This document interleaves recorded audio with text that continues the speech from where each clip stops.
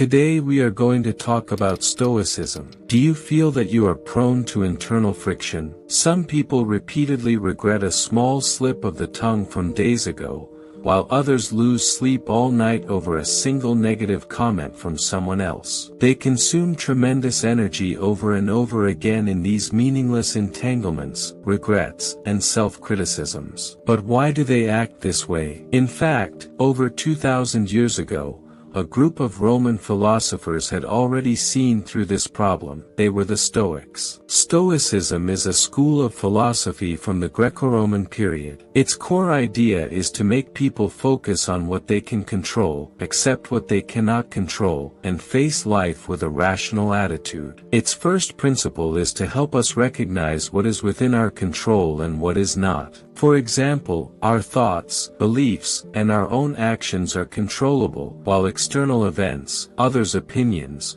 life and death, wealth, and so on are not within our control. Only by letting go of our attachment to uncontrollable things can we gain true freedom and avoid unnecessary suffering. For example, you send a message to a friend, but they don't reply for several hours. You start wildly imagining, did I say something wrong? Am I being too forward? Do they actually dislike me? You keep scrolling through the chat history, staring at their profile picture, lost in anxious thoughts. Stoicism makes us realize that the other person's response, attitude, mood, behavioral logic, and how a relationship ultimately turns out, these are things we cannot control. Stop fighting against things you cannot control and focus on what you can control. Only then can you live with clarity. The Stoic school also believed that as rational beings, the highest way of living for humans is to follow the laws of nature. Following nature means following reason. For example, the changing of seasons,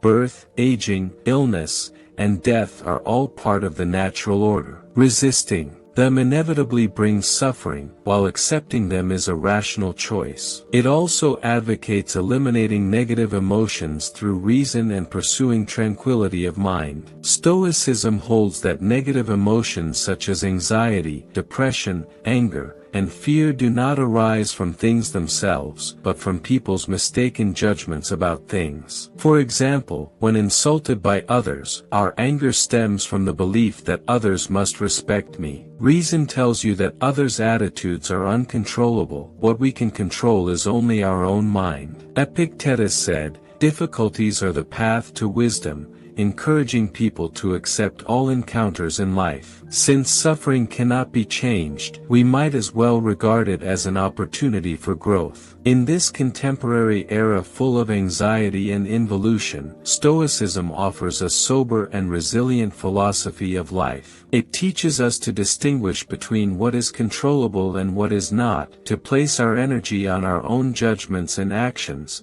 to maintain inner calm in the face of pressure, failure, and public opinion, to neither avoid suffering nor rely on external validation, to stay true to oneself in adversity. Even when it feels like the sky is falling, we can still have the ability to maintain inner stability.